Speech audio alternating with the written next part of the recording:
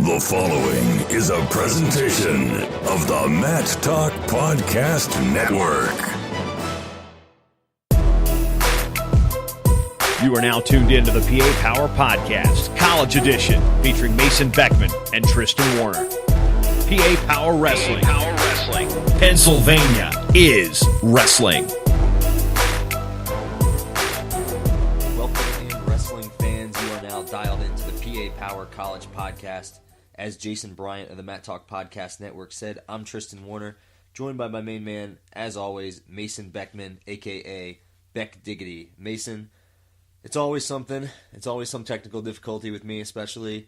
This time, the laptop took over an hour to turn on, so apologize for holding you up, but we're finally on here getting ready to kick off episode 15. No, you're good, man. Episode 15, our podcast is officially in the heart of teenager phase. It's waiting to get its license. In some states, it would have its permit, but not in Pennsylvania. So it's in like the bratty teenager freshman year of high school stage. So it makes sense that we would be having technical difficulties with podcast 15. Yeah, it does. And, the laptop, any other day of the week, it's fine. But, the one time we're ready, we're on a time crunch, we're ready to kick this episode off and get recording, it decides to do some weird update thing where it takes over an hour and it just freezes over and over again. So we'd like to thank my laptop, maybe start a petition. The PA Power Wrestling family can start a petition to get me a new laptop. Feel free. But, nonetheless, here we are and we're ready to talk some wrestling. Yes, sir. So let's dive right on into it. News and notes, just to kick things off. You got to start, even though it's not a Pennsylvania-related thing, but Pennsylvania's part of the U.S., and Richie Lewis, who's a New Jersey native, wrestles at Rutgers now. World champ, man. Under 23 UWW world champ. Incredible showing for Lewis, a guy whose stock has just gone through the freaking roof the last few months. Other medalists, Joey McKenna, who's at Ohio State now, and Ty Walls, who is a graduate of Virginia Tech and is still training down there. They're both bronze medalists, so huge shout-out to all three of those guys. Incredibly proud of the way that all of Team USA competed, but those three guys bringing home some hardware. Another note that, to me, is really mind-blowing. So Dean Heil wins his 100th career match, which is amazing in and of itself. Winning 100 matches in college, that 100 win number has kind of lost some of its luster because it's so easy to do and relatively easy to do in high school, right? You see kids that, to me, the number in high school now is 150. Like that's the number, what 100 used to be, how hard it used to be to reach. That's kind of 150 now. But in college, 100 matches, 100 wins is a ton of wins. And even more impressive, he's won his last 50 straight. That's pretty ridiculous, like you said. 100 was a hard milestone to get to. I think I got to 93, and I wrestled, 4 full years, a lot of opens, stuff like that, a lot of matches. 100 wins the very beginning of your senior year and 50 straight, that's incredible. And Heil has, especially for a guy like Heil who's come so close to losing so many matches, at least it feels like, and when you look at the scoreboard, so many of his matches are won in such tight bouts, but he just keeps finding ways to win. Yeah, the kid's just a winner through and through. He understands a lot, obviously, about the sport of wrestling, but some people just have that gene, and he's so calm in pressure situations. I know, maybe he's not the most exciting guy on planet Earth, right? But he's incredibly good at what he does. He does have one of the prettiest shots in college wrestling when he pulls the trigger. And the kid's on track to be a 4-time All-American, potentially a 3-time national champ. If he runs the table, he will have probably won close to 75 in a row. I would, ballpark it. So a career that even if he walked away right now is incredible. So, much love to Dean Heil for that because that's a special accomplishment. Another thing that happened last weekend that was awesome for a totally different reason. Air Force wrestled Fresno State, which the fact that Fresno State is back in college wrestling results is awesome, but they wrestle them on an aircraft carrier, which is so cool. It's so American. The last little news and note we got is Ben Askren knocked a dude out in his final MMA career fight. He ends undefeated. He's still trying to get a fight with George St. Pierre, which would be awesome. No idea if that's going to happen or not. I got to assume it's unlikely. But either way, congrats to Ben Askren on an absolutely incredible career as a fighter. Yeah, let's move on to our outstanding wrestlers of the weekend. Mason, you have a couple guys listed here. Mikey Kemmer obviously jumps out for Iowa. They wrestled Ryder over the weekend, and Kemmer, I'm pretty sure, was 18-5, just pretty much dismantled BJ Klagan, who's, as we talked about, kind of hot and cold. Sometimes you don't know which one you're going to get. But 18-5 over a former All-American, that's pretty impressive, especially Kemmer still being only a sophomore. Yeah, Kemmer, he's a hard one to argue against. Josh Shields just continues to show up on this list. He had another ranked win. Ironically, we've had both those guys on the show, too. Yeah, so maybe there's a pattern there. Yeah, who knows? But Kemmer and Shields, and then the third one was Nick Lee. He gets a win out at the Matt Town Open. Wrestled really well, just beat some guys up. So, I would say those three guys. If I had to pick one, I'm going Kemmer. Anytime you just dismantle an All-American like that, that's incredibly impressive. So OW of the week, on to Challenge Bricks of the week. So a couple things here that I just kind of wanted to call people out on. First thing, there's been a lot of talk about Spencer Lee and whether he's going to be pulled out of redshirt. You and I have talked about it multiple times. He just got cleared. Just got cleared last week. Give the kid time. I'm sure if I had to bet, and I'm not a betting man, but if I was, they'll probably pull him either at or after Midlands. That's normally when Iowa pulls guys, that's normally how they do it. Give him time. They're going to let him compete while redshirted. So if for whatever reason, maybe his knee still isn't quite there, maybe they feel that he needs another year to develop, whatever it is. But just give him time. He doesn't need to be pulled out of redshirt right now. It's not March. It's November. Well, I guess this comes out tomorrow, so it'll be December. But regardless, we're still in semester one, so just calm down on Spencer being pulled. The other group of people I would like to call out are everybody that was Mason just calling people out this episode. Yup, shots fired. Just pulling them out, shots fired. We're going to empty that clip and load up another one here because a bunch of people, especially on the old Twitter, were doomsday after day one of the Under-23 World Championships. And yes, I get it. Team USA had a winless day after the first day of men's freestyle. Not good. Right? There are a lot of things that contribute to that. One of which, obviously, is the fact that it's the World Championships. Those dudes are really, really good. Another thing that contributes to it is it's the first time this event's been held.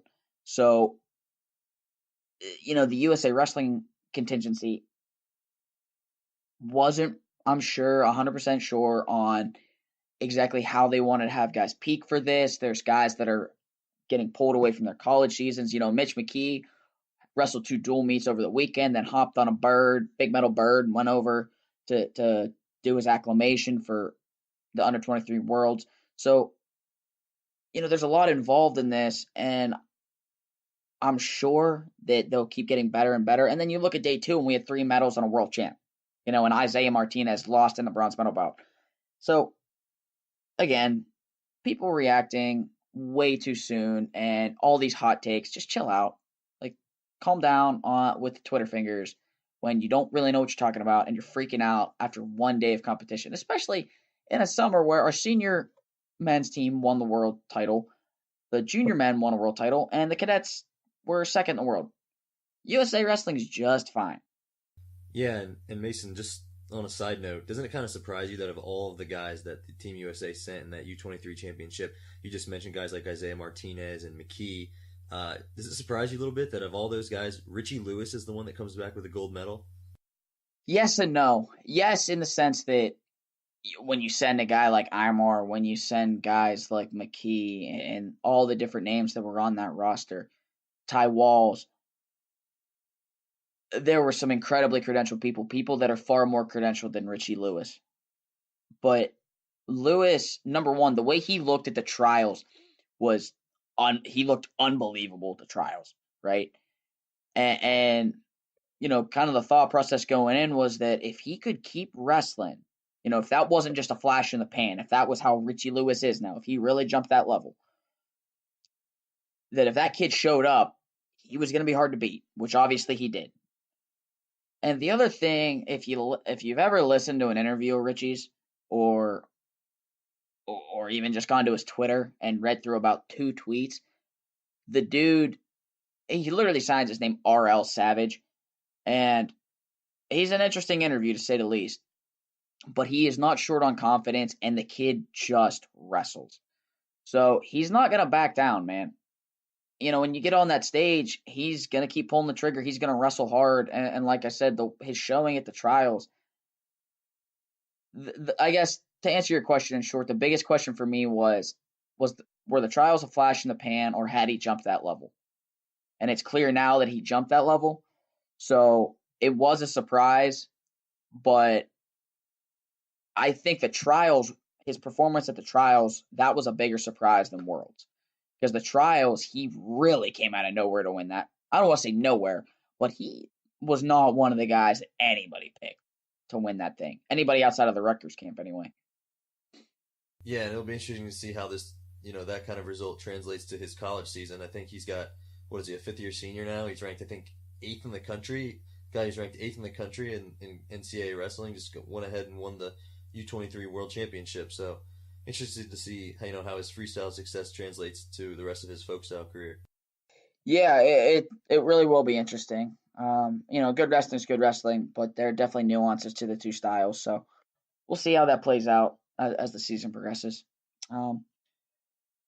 So moving forward to our next segment, one of the things that we've been active about on Twitter, even though, not many people have responded as of yet, but, hopefully this will grow into a bigger segment. But we want you guys as listeners to send us questions, comments, whatever you got. Send us questions and we'll answer them here on the podcast every week. You can text them to us, tweet them to us, Facebook them to us, Instagram. I never had a MySpace, but Tristan, you may have. So if you can find Tristan's MySpace, send them to him on there. I will create a kick if that's what it requires. Whatever you got to do, right? So we only got one question for this week, and Tristan, I'll let you take this week because I know you're excited about this. To be honest, the question we got this week was, who has the best swag in Division I wrestling? And yes, I was excited about this, but I think my answer is that boring answer, but it's too early to tell. I haven't really gotten a great look at all these guys. I think you have to wait till the end of the season, like last year. As I've mentioned a few times, I made my Twitter bracket where, I picked the top 16 guys and had the fans vote. So I think that's the ultimate way to settle this. But as of right now, I think it's too early to tell. I'm going to have to get back to you on that one. Jordan Moss, you have to give it, was it Jordan? Jordan Moss? Moss, JMoz19, gave us the question, a former stud wrestler himself in PA Power. So shout out to him for giving us the question. But we will be back to you in, give the season some time to play out. Got to be able to see all these guys wrestle, in person or at least on video before I can give anyone that award yet. Do you have any early front runners, Mason? Bryce Meredith. He's a given always. I think he was in the semis of my bracket last year. He's always up there. I would say Meredith is the first one that comes to mind. Chad Red is a young guy that will be in that conversation for sure. Who else? Casper. Always. He's got the best shoe game in the country for sure. At Especially any level. for a heavyweight. Just to be a heavyweight and have that much swag is just even all the more impressive. It is that much more impressive. I agree. So yeah, those would be my early front runners. I think that's a good list. Mason, I think you forgot to mention our hashtag and maybe even want to delve into how it came about. Yeah, so the hashtag for sending us questions is hashtag AskTnT. And TNT stands for Tweedledee and Tweedledum. Now, That's Mason and I. Where that came from, we got to figure out who's Tweedledee and who's Tweedledum. But that's a conversation for another time. Where that came from was a certain member of a certain ACC school staff made a comment to the godfather of wrestling podcasting, the one, the only, the man, myth, legend that is Jason Bryant, that he felt one of the southern states that shall not be named should have a podcast of its own. And he said, you even let those idiots, Tweedledee and Tweedledum up there have their own one about Pennsylvania college wrestling. So Tristan and I, we took it and ran with it. Really embracing the insults. I've been insulted so much throughout my life, I kind of have to. Like, you ever see basketball? I think it's basketball. Nope. Well, it's basketball because it's Pip, I think his name is. There's a character in it, though. He's like the verbal punching bag of the whole gang. And at one point he goes, all right, if you guys make fun of me 13 or 14 more times, I'm out of here. That's kind of my existence.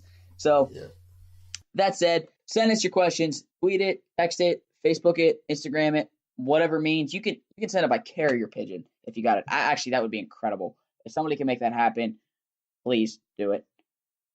Hashtag AskTnT. Don't forget it. Don't forget it. So, weekend results from last weekend.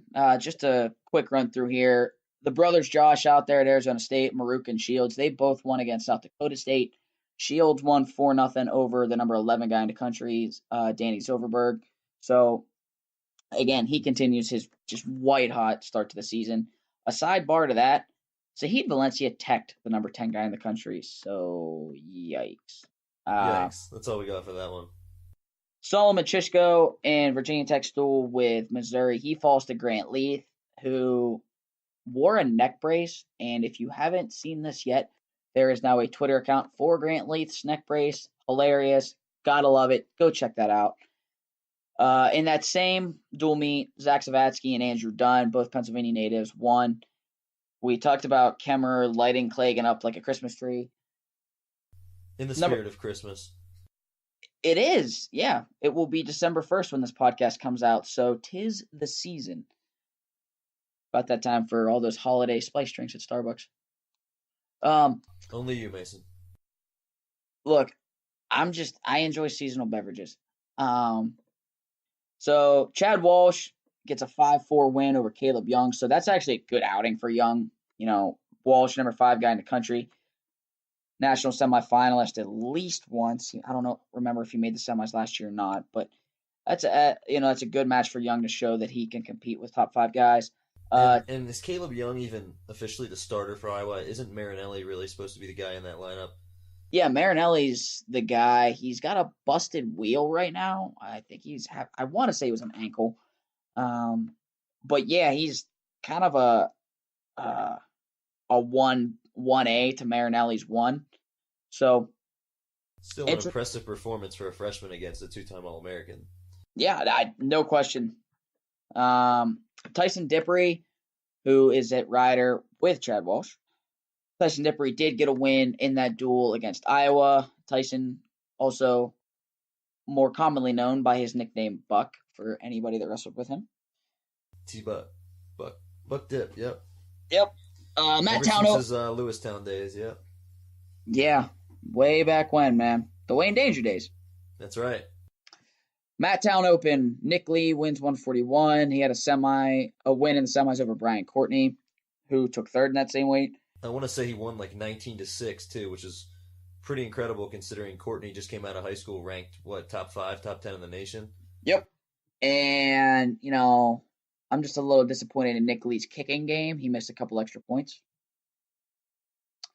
Had he converted those two, would have been 21-6. Yeah. Got to work on the special teams. Nino Bonacorsi wins 184. He's a guy that I didn't see the matches at Matttown, but knowing Nino and hearing the things that are coming out of the pit room, he just continues to make jump after jump. So I'm sure they're excited about the way he's progressing. And then Gavin Hoffman takes 2nd as a high school senior. Yeah, Gavin Hoffman's tournament was interesting because he beat Kennerly, who's now a redshirt, just his first year out of high school at UVA, who was a PA State champ at 220 last year, I believe. So Gavin Hoffman, still in high school, obviously, gets a narrow win over him in the semis, but then falls in the finals to Noah Adams, who I think he's a West Virginia kid. Maybe he's from Virginia, but he's redshirting at West Virginia, I think. So he did suffer a loss, but I mean, he's still, like we said, a high school kid going up against college competition. So pretty impressive for a high school kid taking second at a college open. Yeah, great showing for Gavin Hoffman. And then Brendan Furman, who is doing the whole Ivy League redshirt thing up at Cornell. Canada-Mac graduate. He wins heavyweight. So pretty good showing there at the Matt Town Open over the old Turkey Day weekend. This coming weekend, huge event that I have a clip I want to play, an audio clip, because this is all I can think about. But Cliff Keen, Las Vegas invite today and tomorrow. More than half of the ranked guys in America are at this event. So that's just absurd in and of itself. I mean, Tristan, you want to kind of get us rolling on what you see in these guys and what matches you're looking forward to. Yeah, there's a ton of good guys. You have an outline here with pretty much all of the top-ranked Pennsylvania guys here at each weight, but I mean, Drexel, Edinburgh, and Pitt will be there for Pennsylvania schools, but like we said, obviously, there's going to be a ton of PA kids that are, wrestling out of state that are here. I mean, if you look at 125 to begin with, Ethan Lezak, the returning national runner-up, Sean Russell's an All-American, Connor Schramm's a former All-American, Zeke Moisey's a former national runner-up, Dalton Macri has transferred now to North Carolina where he's ranked pretty high. That's just one weight alone where there's 5 PA studs. Can't really beat this competition. Vegas is always one of the toughest tournaments in the country. So it's good to see it happening so early, too. Yeah, it's going to be an incredible thing. 25, like you said, it's full of PA talent, whether it's natives or, Russell that's wrestling at Edinburgh, Pennsylvania school. So how about let's just go weight by weight, talk about the Pennsylvania guys, and then who you got winning the bracket as a whole. Is that fair? Yeah, you go ahead and start it off. I'll open up this link here. All right, so... Did you say you wanted to play something for us? Yeah, so to anybody that's ever seen The Hangover, which I would hope all of you have, unless you're, like a 15-year-old kid, in which case I don't think you need to be watching that. But every year since that movie came out, Vegas is always one of the biggest events of the season. And everybody gets excited about it, and all I can think of is this audio clip from the movie. Road trip! Take it off! Vegas! Vegas, baby! Get or not! So that's all I can ever think of is just Alan hanging out the side of that car screaming Vegas, and that's exactly how I feel, especially now as a fan. So, Vegas, baby. 125 for PA guys. Lezak, Russell, Macri, Schramm, Moisey. Other guys of note that don't have Pennsylvania affiliations, Ryan Milhoff, who, fun fact, Milhoff and Russell, high school teammates. Dalton Macri, Connor Schramm, also high school teammates. So, interesting note there. I got Lezak winning this weight. I think Lezak is kind of a clear-cut favorite at this and is one of the bigger favorites of the tournament. He'll just be backpacking people all weekend long. Honestly, I think the bigger question is, what's the over-under on how many back points Lezak scores this weekend? Yeah, I'm going to have to agree with you. I don't really see anybody in that bracket that's going to beat Lezak. I've got him as the clear favorite as well, but I will say it will be interesting to see how the rest of the bracket falls, 2 through 8. There's a lot of tough guys in here, some really good young guys too, like Drew Matten from Michigan, who's a true freshman. He's already ranked in the top 20. And then Taylor Lamont from Utah Valley already has 2 wins over Zeke Moisey this year. Luke Welsh from Purdue has really turned it on lately. He's a guy that, coming out of high school, he was tough. And I know I think he had a couple rocky years, or even maybe a redshirt freshman year where he wasn't lighting the world on fire, but then he came out at University Nationals and I think won the bracket. And then he's been having a really good start to this year too. So interesting to see how, the rest of the bracket pans out, but I've definitely got Lezak winning it. Yep. Agreed. 133 for Pennsylvania guys. You got Luke Pletcher, Latrobe native, Dom Fories, Pittsburgh native, and wrestles at Pitt now, and Austin DeSanto, the boy wonder. As far as those guys go, who I think will place the highest, the Pletcher Fories dynamic is really interesting. I haven't seen Fories compete in a while. I don't know what to expect there, but I'm gonna say Fories places the highest of Pennsylvania guys, but I don't think anybody's beaten Michich. The Michigan kid at this weight. Michich, the number 2 guy in the country right now. I think he's a pretty clear cut tier above the field right now, especially with Mitch McKee not competing. Yeah, I'm going to have to say I could see Pletcher placing higher than Fories, but I would have to say Michich is probably definitely the favorite, but my dark horse at this weight, Jack Mueller, obviously an All-American, semifinalist last year as a freshman for UVA, coming up a weight class this year. Kind of a PA kid, not really. I think he's from Texas, but he wrestled at seminary, so a little bit of a PA kid, you might say. But I know he just had a really big win over this past weekend. I think he beat Ernesti from Mizzou, and I think he beat him pretty easily, if I remember looking at the box score right. So, I don't know, I could see Mueller being the dark horse at this weight. Yeah, and I don't even think Mueller's a dark horse. You're a national semifinalist. You're on the map, but I totally understand where you're coming from. Mueller's not a guy that a lot of people talk about for one reason or another. So I expect Mueller to make a lot of noise. And truth be told, I would probably pick Mueller to make the finals opposite Michich. So be an interesting way to see how it plays out. 141, really the guy carrying the flag as far as Pennsylvania goes in this weight, unless I'm off base here, is Tyler Smith out of Bucknell. Right now, the pre-seeds came out. He's the 7. So, Smitty carrying the flag, hoping for the best. I'm sure he'll climb that podium. The weight as a whole, you've got Bryce Meredith, Chad Redd, Tommy Thorne, Gasca out of Michigan State, Yanni Diak-Mahalis out of Cornell, Josh Albert out of UNI, Kanan Storr from Iowa State's there, Mason Smith, incredible first name from Central Michigan. So you've got a pretty lengthy list of guys at that weight. Who you got taking the whole thing? Oh man, this weight's just there's so much good young talent here. Like Yanni, I could honestly see him winning this weight, but I also don't know how good he really is yet.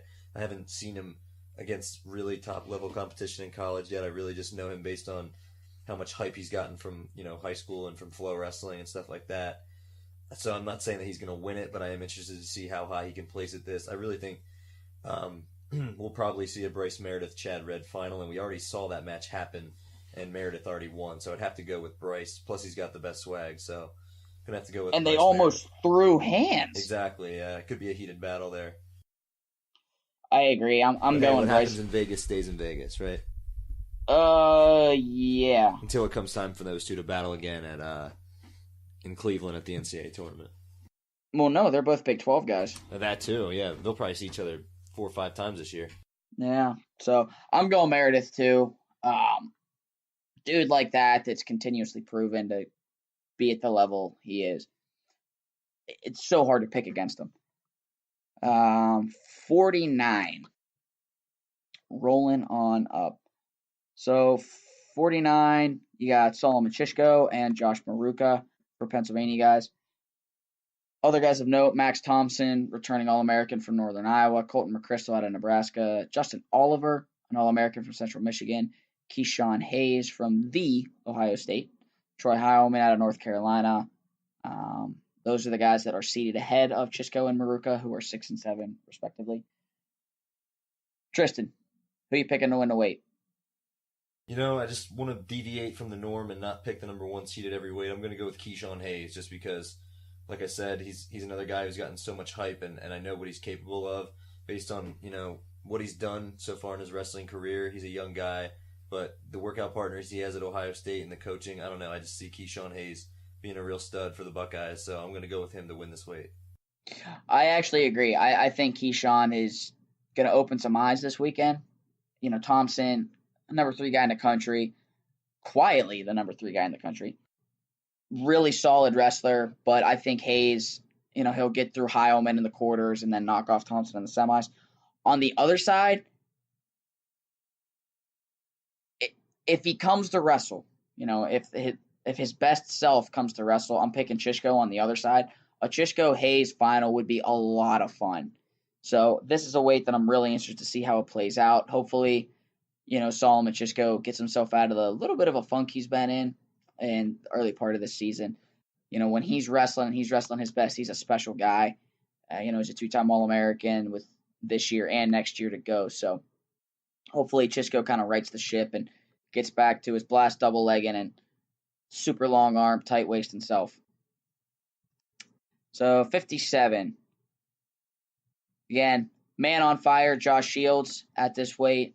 We've also got Taylor Bramani and Justin Staudenmeyer, who, if you don't know the Staudenmeyer brothers, by the way, they are pretty much the exact same human to look at them. Justin's just a little bit smaller. Exactly. They look like identical twins, but like you said, one of them just didn't quite grow as much as the other one. No, so just that as a total sidebar.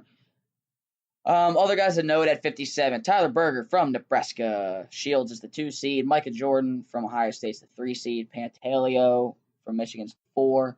Ream from North Dakota State's the 5. Heffernan out of Central Michigan's the 6. Justin Staudenmeyer is the 7. Jake Short from Minnesota's the 8, who Short won this tournament last year. He's the 8 seed. Wild situation.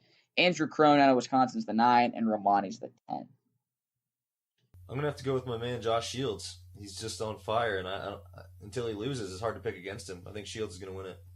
I agree. I'm going to ride the wave. Maybe a little bit of a homer pick. How could we not? PA Power. How could you not, right? Yeah, I'm going Shields. If he were to get himself through Jordan in the semis again, and then I'm picking Berger to come off the other side. Another win against Jordan and a win against Berger. For a guy that's had a white-hot start to the season, that would even elevate it that much more. So, excited to see how Shields continues, if and to what extent Shields continues to roll out there in Vegas. Hopefully maybe if he wins the tournament, goes and hits the craps tables, rides the heater. I don't know. I'm not 100% sure. Actually, no, I don't think you're allowed to do that as an NCAA athlete. But don't put this on these kids, Mason. Come on. Yeah, I can distinctly remember. Don't destroy their amateurism. Because everybody makes money off NCAA athletes except for the athletes themselves. Let's not forget about this. But yeah, I can remember the lectures because there's a casino like a quarter mile off campus at Lehigh, and that was always a very strong message sent at the beginning of the year. The all athletics meeting at the beginning of the year that nobody's allowed in the casino. So anyway, 65. The Pennsylvania Before you even start at 165, I gotta say, the most fire matchup maybe of this whole tournament in the quarterfinals, Tyshawn Campbell for Ohio State and Isaiah White from Nebraska. Tell me that's not going to be a fascinating quarterfinal matchup if the seeds hold true. It would be quacktastic. As Billy Madison would say, as his Blue Duck advised. Classic Billy Madison reference. That's quacktastic. So 65 from the top down, you've got Logan Massa, David McFadden, Tayshawn Campbell, Pennsylvania boy, Anthony Valencia, Nick Wanzik, Isaiah White, Branson Ashworth, Keelan Torres, Austin Matthews, another Pennsylvania boy, Evan Wick, Drew Daniels, I skipped John J. Chavez. Skip a few, and then Jake Wenzel out of Pitt is down at the 14 seed. The weight as a whole, unless your last name is Joseph or Martinez, I'm not picking against Logan Massa. Yep, I was going to say the same thing, although the way Tyshawn Campbell's been wrestling too, another possible homer pick, but it's hard to pick against him too. I mean, he's the 3 seed here. Anthony Valencia is the 4 seed, and Campbell owns, a 14-0 win over him? It's kind of ridiculous. So the sky's the limit for Campbell in that Ohio State room, I think. I agree. I think Campbell would not surprise me to see him beat anybody in this whole weight class. No, I think Campbell makes the finals, and I do think he'll give Massa. Campbell presents a lot of guys with a lot of unique problems. He's such a great athlete. He's explosive. He's really good on top. He can score in a variety of different ways, and especially when he wrestles a hard 7 minutes, he's a really hard guy to wrestle. Now, obviously, Logan Massa, not much to say about him, right? He's Logan Massa. He's Logan Massa. So you know what? I'm gonna pick. I'm still gonna pick Deshaun Campbell. I'm riding that wave. Got to make some different picks here. They all seem to be Buckeyes too. All right, respect. Yeah, I struggle to go against Massa. Again, I don't want to pick all the number ones, but yeah. 74. Zahid. From the top. That's about Zahid. Yeah, Zahid. I'm picking Zahid. I'm just going to preface this now. I don't need to explain it. He has proven why. But you got Zahid Valencia, Bo Jordan, Miles Amin, Jadaim Bernstein, who, if you haven't watched Bernstein wrestle, check him out. The dude is constantly in these bizarre 15 to 10 matches that nobody knows what's going on. He's one of those guys that can beat somebody by 8 and then wrestle them 2 rounds later and lose to them by 8. Kid's wild, so much fun to watch. Taylor Lujan out of UNI, who's kind of the same thing. Lujan's a really funky guy too. Brandon Womack, Drew Hughes, Ethan Ramos, Keaton Subject's another guy in there. CJ Brucky, who's the guy that, if anybody remembers, owns Mark Hall's first collegiate loss. So 74, really a top heavyweight. No real big name Pennsylvania representatives. Again, I'm picking Zahid. The real question for me is the semi on the other side of Zahid with Jordan and Amin. Who do you got there? I think it's a no-brainer. It's going to be a Zahid Bo Jordan final, but I got Zahid winning it. Yeah, agreed. Over under 20 points scored in the Bernstein-Lujan match. Whew. Yeah, I would say there's a good bet. I'm not a betting man, but I'm going over for sure. So, especially with 4-point near falls, it's just like anything's in play. 84. Miles Martin, Dom Abinator, Zavatsky, Foster, Ellingwood, Max Dean, who I said it at the beginning of the year, the Dean family has a monopoly on 184. It's absurd. Ricky Robertson, Steve Schneider, Alex DeShantis out of Drexel. He's a North Allegheny native out there, wrestling for Coach Azevedo. So a couple PA guys here in Zavatsky and DeShantis. The weight as a whole, I'm picking a Miles Martin, Zach Zavatsky final. And Zavatsky did beat Mymar out in Vegas last year. I'll go out on a limb. I'll pick Zavatsky to do it again. Win the whole weight? Yep. We're doing it. We're really doing it. We're making a lot of PA picks here, but I'm going to have to go with Miles Martin on this one. I just don't see anybody in that bracket beating him, but he has been beaten before. He has been upset before, so I could definitely see it happening. Yeah. I think Zavatsky has proven he can do it. Obviously, I think Miles is a much more full-sized 84 this year than he was a year ago. But I'm also really interested to see how Max Dean fits into this weight. Because he's going to have a quarter with Zavatsky. I think that's going to be a really interesting dynamic. 97. Moore of Colin Moore out of Ohio State, the 1 seed. Number 1 guy in the country. Number 2, Jared Hott. Kevin Beasley from Michigan. Why does it feel like Beasley's been around forever? He's a 6th-year senior, wrestled his first 5 at ODU, made the transfer over to Michigan. So, yeah, he is a 6th-year guy, so that's probably why. Okay, that makes sense then. Jake Smith out of West Virginia. Jarek Kasnick is the 7th seed from American. He's a Benton, Pennsylvania product. And that's pretty much the long and the short of the Pennsylvania representation here, at least as far as seeds go. The bracket as a whole, I think it's a no-brainer. You pick Colin Moore. Not much else need to be said. And I'm going to say that about any bracket that Colin Moore is in all season. I just put me down for a super-duper lock on Colin Moore across the board. But as far as Kasnick goes, I think Kasnick's going to wrestle above the 7th seed. I'll go out on a limb and say Kasnick puts himself in the top 5. Top 5 for sure. I think he can crack top 4. I don't see him not beating Moore. He's not beating Hott. Beasley, I'm still not 100% sold on. Beasley's kind of been up and down. A little bit of the Jekyll and Hyde thing going on there. Jake Smith, big, strong kid, doesn't have a whole lot of ways to score. So I think Kasnick can absolutely crack top 4. And then let's close it off at 285. Adam Kuhn for Michigan, the 1 seed. Tanner Hall, Jacob Casper, Ryan Solomon for Pitt. So that's our highest PA guy in this weight. Butler from Stanford, Garrett Ryan from Columbia. It looks like they only seeded 8 to heavyweight, so I guess that tells you about the depth of this weight class. But I would say Kuhn's your guy to win it, and Solomon probably going to be your highest PA placer. It's a pretty straightforward weight. Yeah, I think you pretty much hit the nail on the head. I think Solomon will slot in almost perfect to the 4 seed too. I struggle to see him beating any one of Kuhn, Hall, or Casper. I think those 3 are pretty well separated from the rest of them. But I think Solomon, I think he'll end up at 4. So that's Vegas. Hopefully nobody has to wake up and spend the entire day on Sunday trying to find their friend that is on the roof of the hotel. Yeah, don't throw your mattresses out of your window, kids.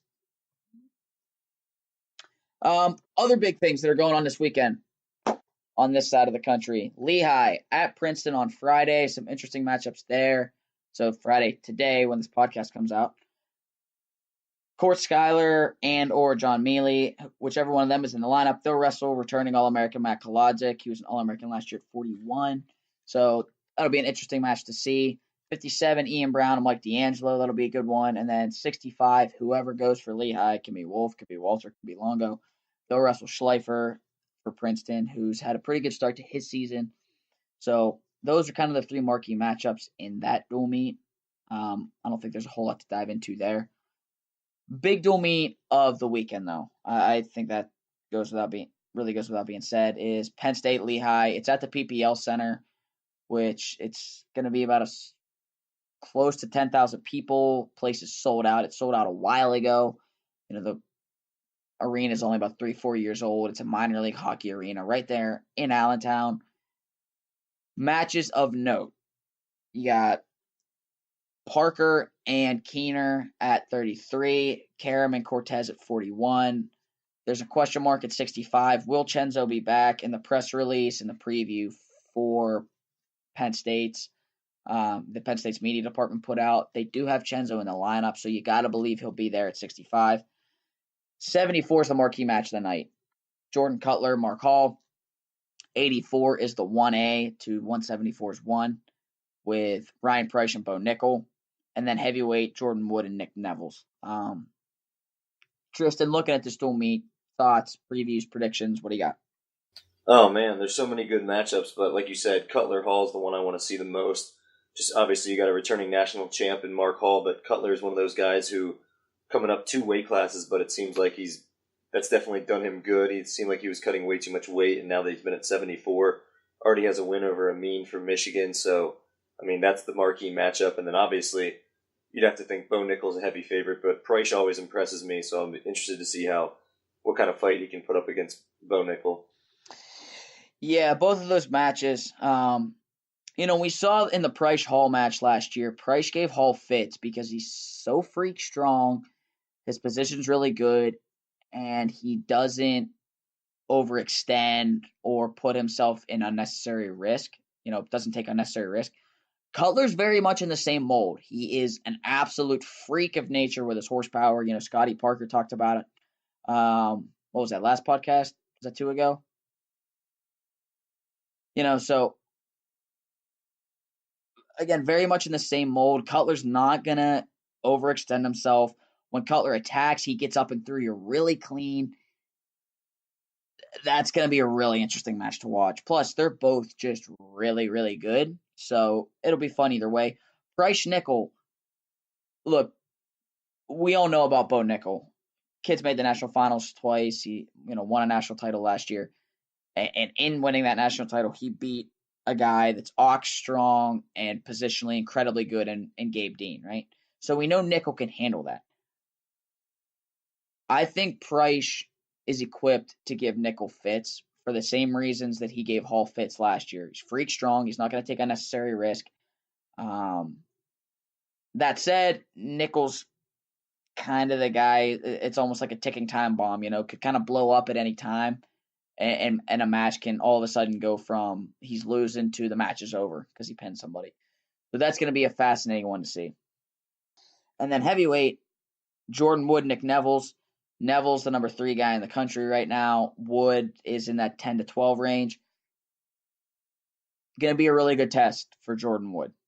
We'll kind of get to see where he stands. He competed really well against Adam Kuhn last weekend, or the last time that Lehigh competed. Going to be interesting to see how he stacks up against Neville's.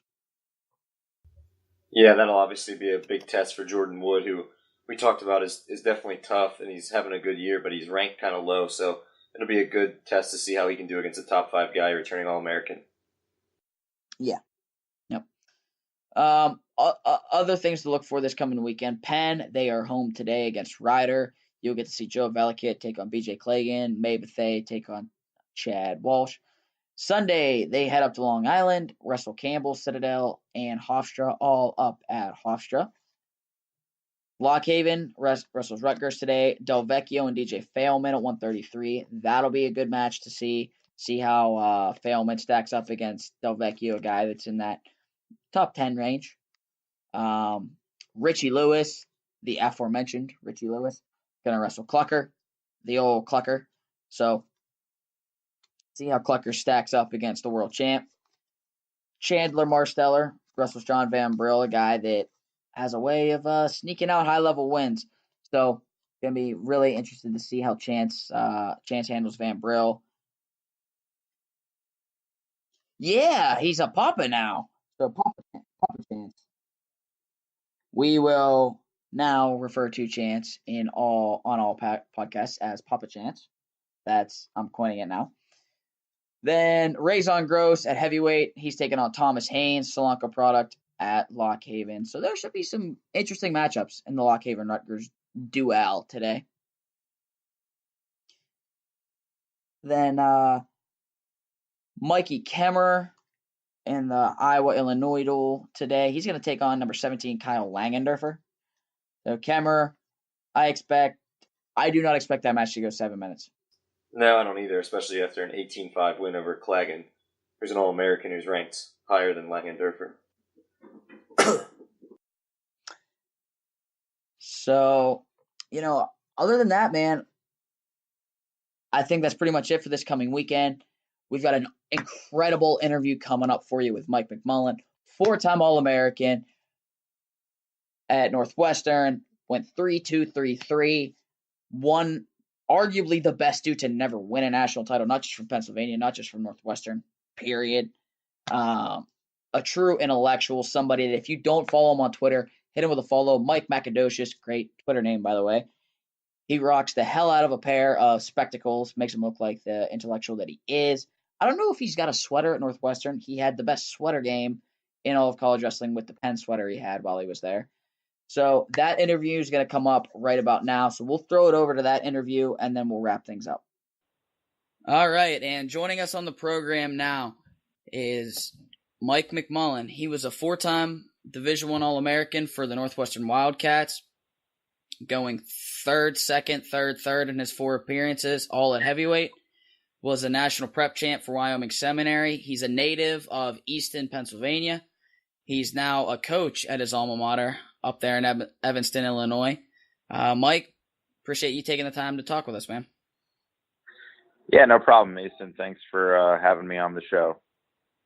So, I mentioned your placements at NCAAs, and, we could spend a lot of time on the things that you accomplished throughout your career and in college.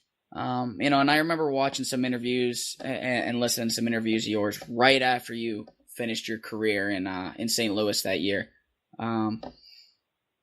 Having had, years now on the coaching end and just years away from competing, how do you view your career now as opposed to you viewed it, maybe right when you walked away? Obviously, for any of us who don't achieve the end goal, there's some disappointment right away. But do you view it any differently now than you did at the time? A little bit, I guess. I would say most wrestlers probably do not finish their careers the way they want to finish their careers. Yeah. Right. There's like a very niche kind of group of wrestlers who, it plays out perfectly. Everything goes according to plan. But the type of individuals that the sport breeds and the people involved, obviously we're always talking about how we can get better, how we can do better. And there's only 10 NCAA champs every year. So it's really, unbelievably hard to accomplish that. As far as my career goes, I didn't really have, going into it, I didn't really have a perspective or context as far as what I hoped to accomplish as a college wrestler. I was a seasonal wrestler in high school. I played football in the fall. I played lacrosse in the spring. I had grown up in a great wrestling culture in the Lehigh Valley. But, I never really been a year-round guy.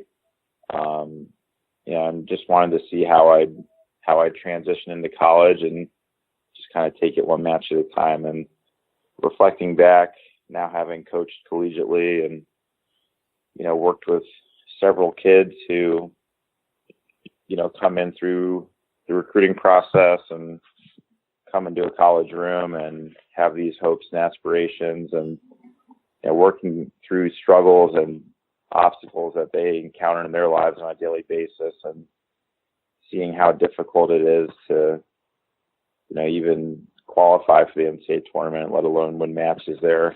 I was really fortunate to have things turn out the way they did for me.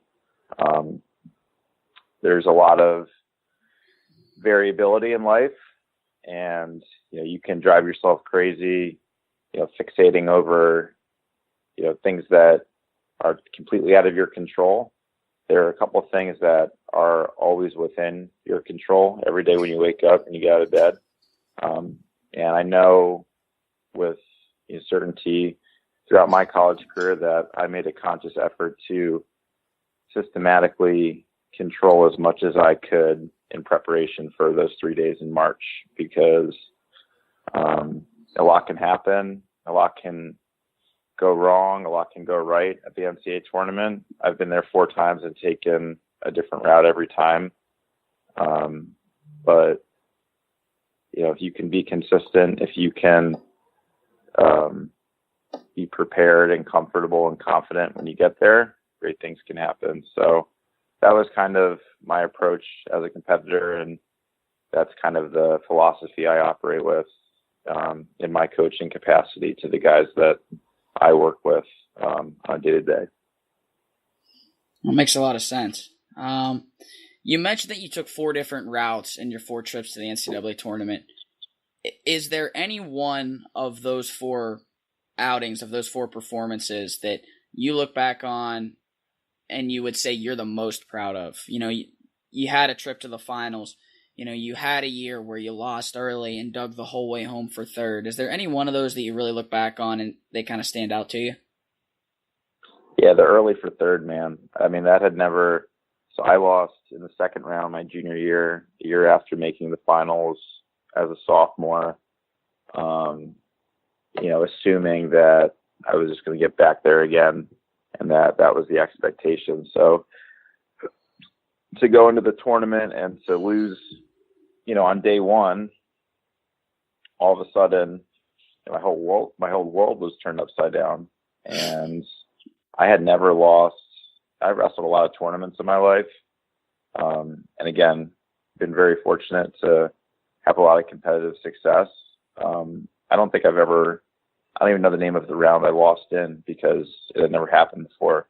So I was in a very unfamiliar place, and I didn't even know, I didn't know how the consolation bracket worked. Like I was like, what? I didn't know what was going on. I was very distraught, from a mental standpoint after that loss. And I didn't really see a positive outcome through that experience. But fast forward 2 days later, and I got my hand raised in the 3rd place match after winning 6 matches in a row to get there.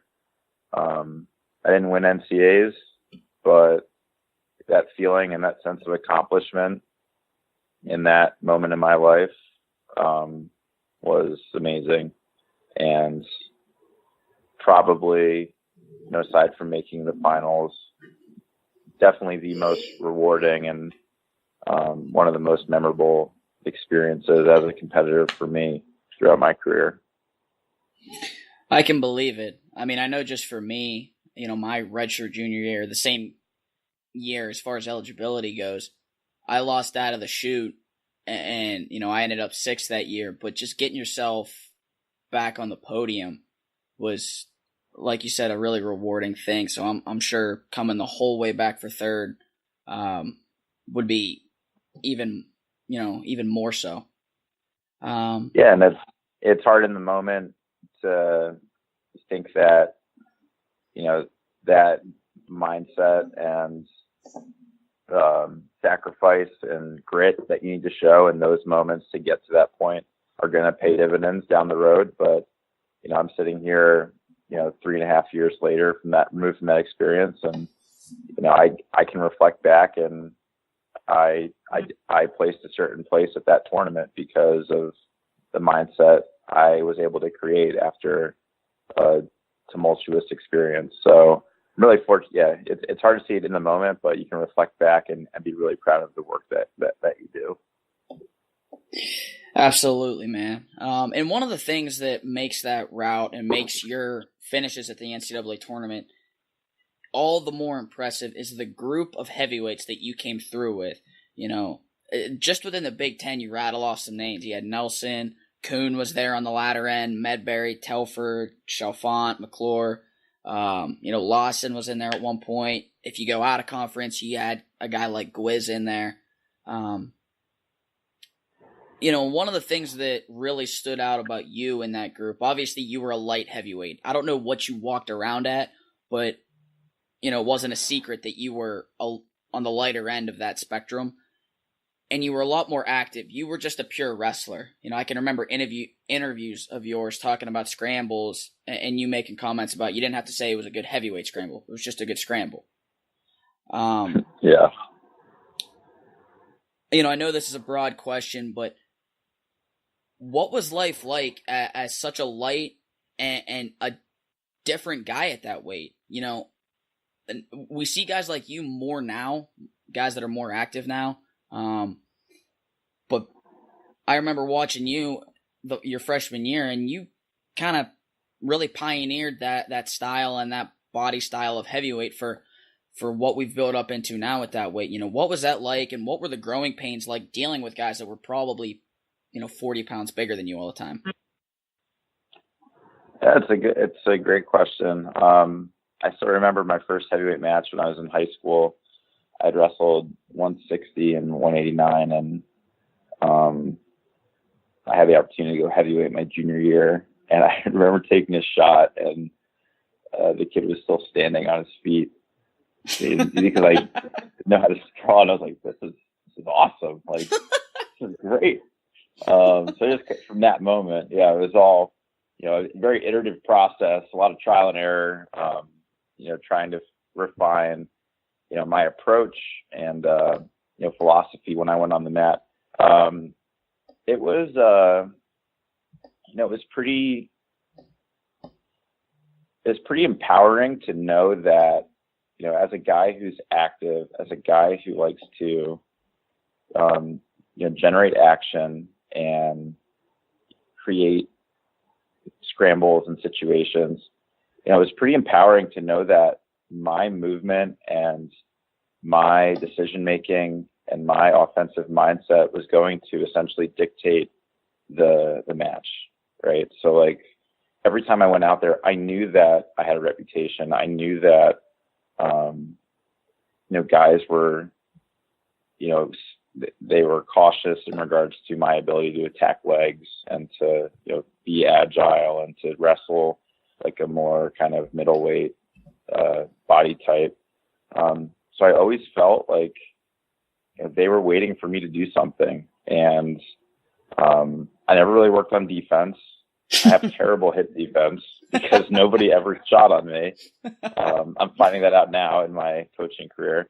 But it was very much like, hey, like I I can make this match what I want to make it because the ball is totally in my court. And that was kind of the mindset that I had when I went out there.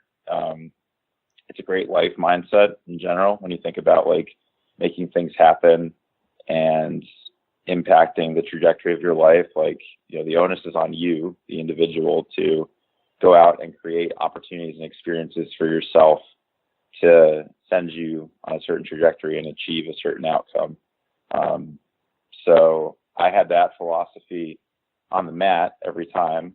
And it was great because I always knew when I stepped off the mat, if I didn't feel like there were enough opportunities, it was probably because I didn't do enough. I never really got out takedowned or, like some guy just came out and like was a man on a mission, just like, taking me down, letting me up. Like, it was usually like, I took a shot and my hands were positioned correctly and the weight was distributed unevenly, and he just squashed me that match. Yeah. And I just can't get squashed again next time. Like that's how I lost matches. So it was cool to be able to know that I was able to impact the outcome more so than probably a lot of other wrestlers feel like they can when they get out there. Did you ever feel like you were genuinely out-wrestled? That was genuinely out-wrestled? Yeah, like, a match, like you said, a lot of times you just felt like positions, your hands weren't in the right place or you kind of got squashed. Did you ever feel like a guy, really out-wrestled you?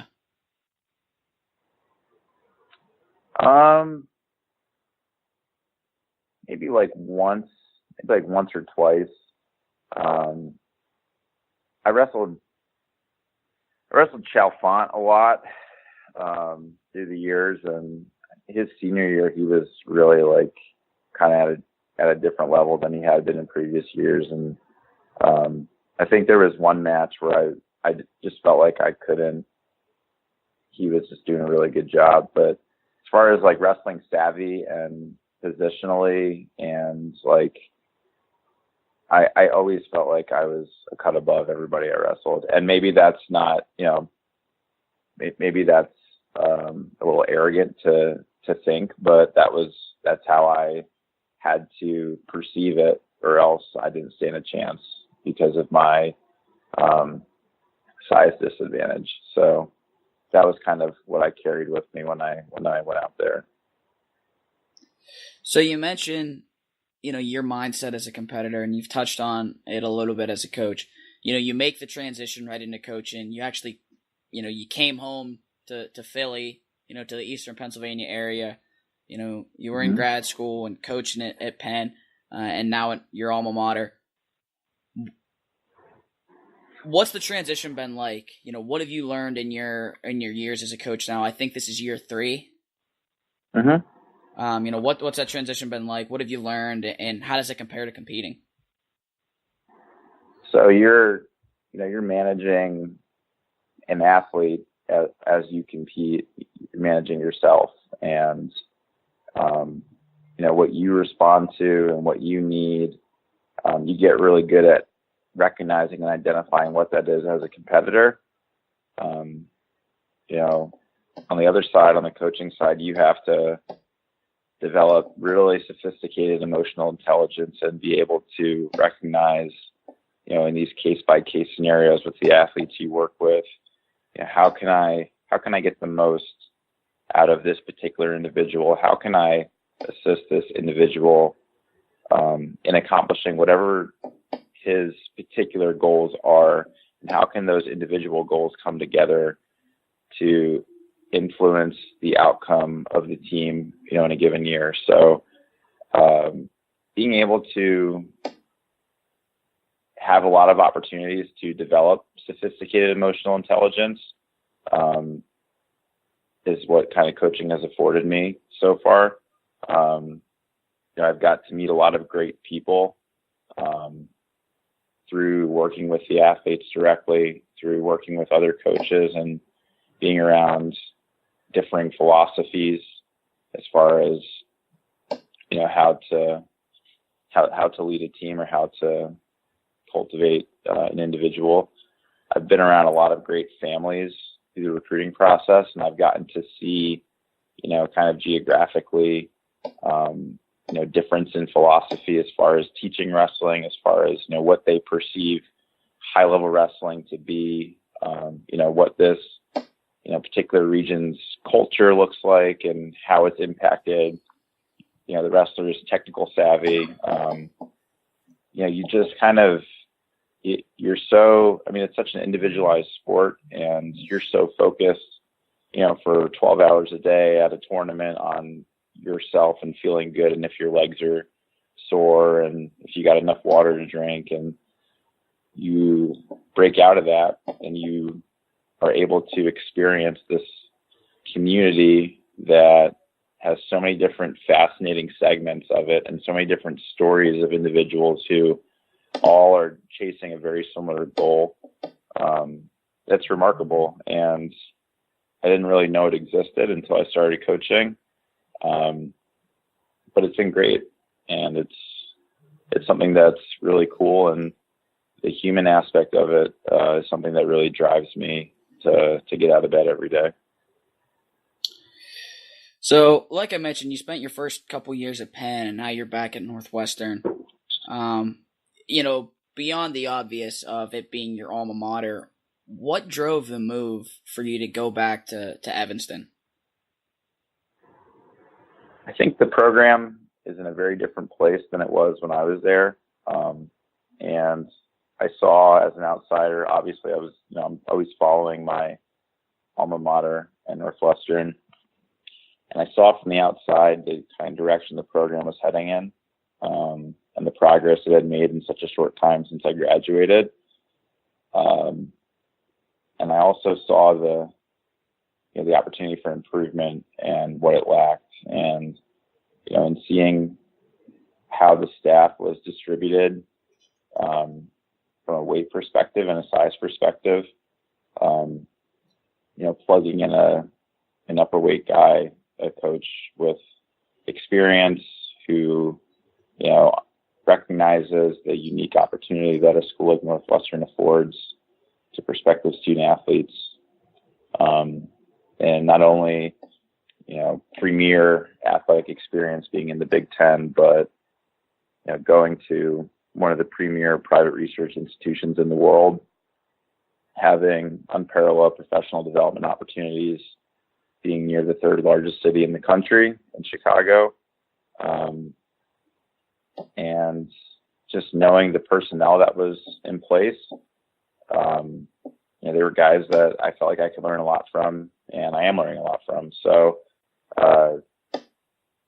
Sorniolo reached out to me, asked me if it was something that I'd consider, and there was always a short list of places that I would consider coaching outside of my role at Penn. And the list was pretty much Northwestern. So the opportunity presented itself quicker than I anticipated. But I'd always wanted to kind of experience Northwestern in a coaching capacity, and being back has been unbelievable. The people have been tremendous, and I think it's going to be an exciting year for us for sure. So you recently wrote an article, and I think you published it on LinkedIn, was where it's actually hosted. And for anybody that hasn't read it, we'll post the link with this article and podcast. But thanks, man. You detail a lot of different things, and it's the premise of the article is basically that college coaching is more than being a glorified gym teacher, as you called it. What drove you to write it, man? Like, where'd that come from? It was awesome. I loved it. It was such an insightful thing. But like I said, where'd that come from? And what was really the goal of getting all that out there? Yeah, so I went to Northwestern. I've been in class with, very high achieving individuals who, have a perspective of a career path they want to go down, and they're pursuing the investment banking job, they pursue the management consulting job, private equity job, yada yada yada, all these different entry level roles at the institutional banks. And I opted to go to a different route and in the coaching world. I'm around people through the past couple of years, and seeing people who are working in these different fields, these business oriented fields, and hearing how they talk and hearing the type of work they do. And all the while I'm thinking to myself, like, I'm doing that. What you just said, I'm doing that in my respective field. But for whatever reason, and it's no fault to anybody, they don't mean anything by it, but nobody really, unless you've experienced it, no one really fully comprehends what coaching at the college level really entails. I mean, from an outside perspective, I don't blame a lot of people that I came in contact with when I told them, what I'm doing with my life. When I'm telling them I'm a college coach, and they ask me, "Oh, is that a full-time thing? Like, what else are you doing?" They just, and it's no offense, like, they just don't know. Like, no, a lot of people are just so unfamiliar with how layered and unbelievably complex, this role is. So, I sat down. I've always had a passion for writing. I enjoy it, and just really, through the past couple of years, wanted to organize my thoughts and think about, what skills do I possess, and do I see other people that I work with possessing that are seen as more kind of traditional or mainstream, that are potentially not recognized by a lot of people. I didn't really expect anything of it. It was more kind of just like a personal exercise for me, and I would hope to maybe inform some people who previously didn't really recognize the intricacies of what I did. But I was fortunate to get a lot of positive feedback. I had a lot of other coaches really kind of, I guess, praise the article and saying how reflective it was of the work they do, and how neat it was to see it kind of on paper, systematically organized for people to read through. So it was fun. I mean, it was something that I just kind of threw together, and no real purpose behind it. Just it's something that's always been in my mind, and that I've seen as a reality. But until I put it out in the world, it doesn't exist. So I figured I had to do that. No, and I mean, I know that I personally appreciate the heck out of it. It was, even from just seeing what, my coaches went through at Lehigh, and, it was a path that I very seriously considered, and I still consider taking. It's an eye-opening thing, like you said, you never know what it's like till you walk a mile in those shoes. So that was a really cool window into what your life is like. So long term, man, I know you were a political science undergrad, I believe. You were an academic All-American and everything while at Northwestern, and you went to grad school for criminology, right? I did public administration. Okay. With a focus in finance for my graduate degree. Okay. So, long-term plan, I saw an interview somewhere where you mentioned that you wanted to get into politics eventually. Is that still something that you have in your head? Do you want to stay in coaching, athletics administration? What's the long-term plan like for Mike McMullan? It's a great question, Mason.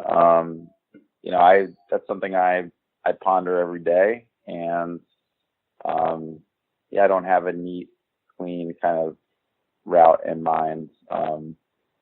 I know that this experience coaching has, I didn't know what to expect going into it. And obviously I perceive what I do in a certain way, reflected in the article that I wrote. I take it very seriously. I recognize the opportunity I have, at 25 years old to significantly alter the trajectory of people's lives through offers of admission, offers of scholarships to, two of the best universities in the world, the ones that I've worked at. And I get to, and I said this in the article, I get to be, every year, I get to be present during the best moment of, often the best moment of, a young man's life. And it's pretty sweet, man. I mean, not a lot of people get to get that in an entry-level job. So I don't know. I know that I enjoy coaching. I know that obviously I'm very serious about Northwestern wrestling, or else I wouldn't have moved halfway across the country to coach the program. Yeah. Right. I mean, I see, I interact with administrators every day. I think having an understanding of the coaching side of things, if you want to be a successful administrator down the road, can certainly pay dividends.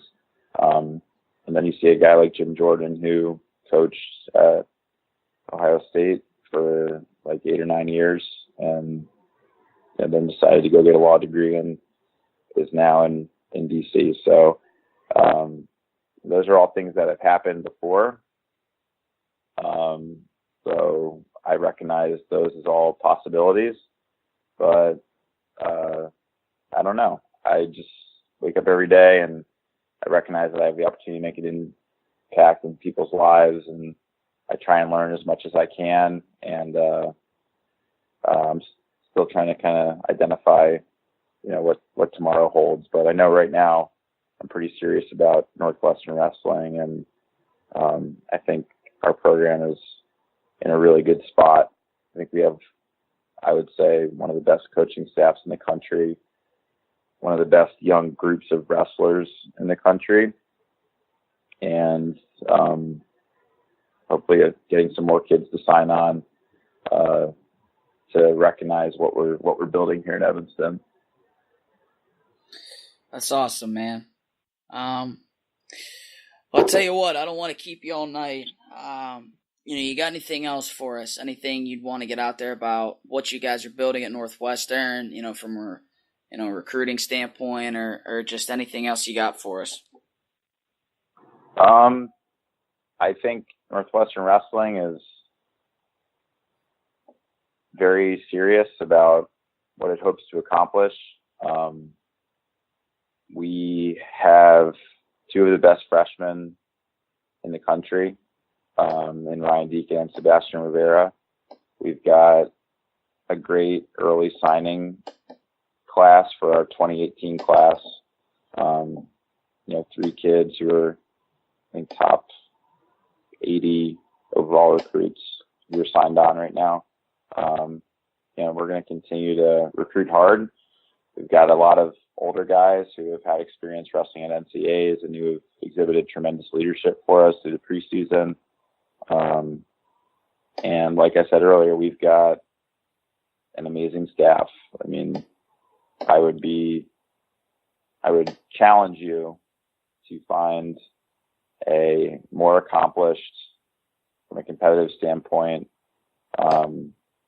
better spread out from a weight distribution standpoint, and just as far as energy, intellect, and character go, better individuals out there. So I like these guys a lot. If you can't tell, I think we're gonna do really well. I think this is a really good situation for me personally, and I know the guys on the team are really excited about the culture and kind of the vibe in the room every day, which is great. Yeah, it's all you can ask for, man. I'm excited for you, and as ever, always rooting for you. You know, you're a guy that I started watching in high school when you were at SEM and followed you the whole way through. So, always been a big fan, and I appreciate the heck out of you taking the time to come on and talk with us. Thanks, dude. Thanks for having me on, and good luck moving forward. This is a very ambitious endeavor, but you're definitely the guy to develop it and keep it moving forward. I appreciate. It's important. Our community needs communication because we're not great at communicating. Yeah, I could not be more right. So, But I appreciate it, man. Anytime we can ever help you out, just give us a call. Yeah, we'll do. All right, man. Take it easy, Mike. That's going to wrap it up for us at the PA Power College Podcast. Thanks for dialing in. I'm Tristan Warner. Find me on Twitter at WarrenTriz. And as always, you can find Mason Beckman at Beck_Diggity. Visit PAPowerWrestling.com for all your wrestling needs. And be sure to follow us on Twitter at PAPowerWrestle. And go ahead and give us a friend on Facebook. Until next time, stay classy, wrestling fans. I feel like my voice is going out. I'm losing my voice. All right. All right, solid. I'll go ahead and send those over to you. I think there'll be 2 files, and then the Audacity will just be 1. That's fine. Yeah. All right. Good deal, brother. All right, dude. Take it easy. You as well.